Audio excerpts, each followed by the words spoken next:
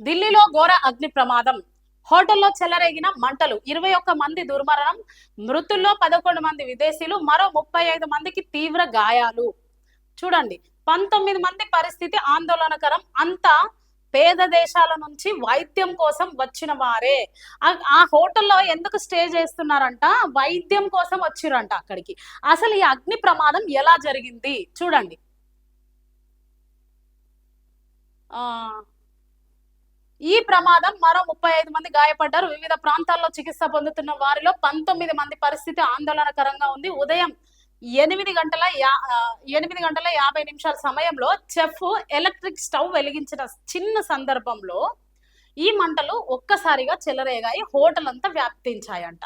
చూడండి, మనకు కూడా ఇజ్రాయెల్ ఇరాన్ దాడి జరిగినప్పటి నుండి గ్యాస్ కొరతగా ఉందని చాలా మంది ఎలక్ట్రిక్ కుక్వేర్స్, ఎలక్ట్రిక్ స్టవ్స్ వాడుతున్నారు.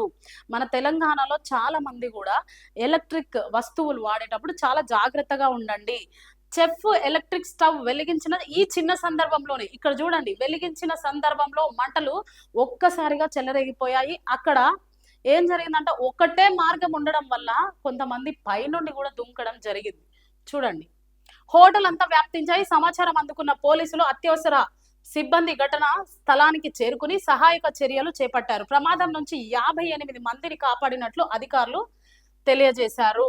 10 మంది అయితే మరణించారు. ఆ 10 మంది కూడా భారతీయులంట. చూడండి, భారతదేశం నుండి అక్కడికి వెళ్ళిర్రు, వైద్యం కోసం వెళ్ళిర్రు, ఏ పని మీద వెళ్ళిర్రో కానీ భారతీయులు 10 మంది చనిపోయారు. 19 మంది పరిస్థితి ఇంకా ఆందోళనకరంగా ఉంది. 58 మందిని మాత్రము కాపాడగలిగారు. అందుకనే మనకు వార్ జరిగినప్పటి నుండి గ్యాస్ అయిపోతుందేమో, లేకుంటే గ్యాస్ రాదేమో అని ఎలక్ట్రిక్ స్టవ్స్ వాడే వాళ్ళందరూ కూడా జాగ్రత్తగా ఉండండి. పిల్లల దగ్గర కానీ, మీరు కానీ, లేదంటే చిన్న షార్ట్ సర్క్యూట్ అయినా ఇల్లు మొత్తము ఇలా జరిగే ప్రమాదం ఉంటది. ఈ ప్రమాదాలను చూసుకుంటూ చాలా జాగ్రత్తగా వాటితో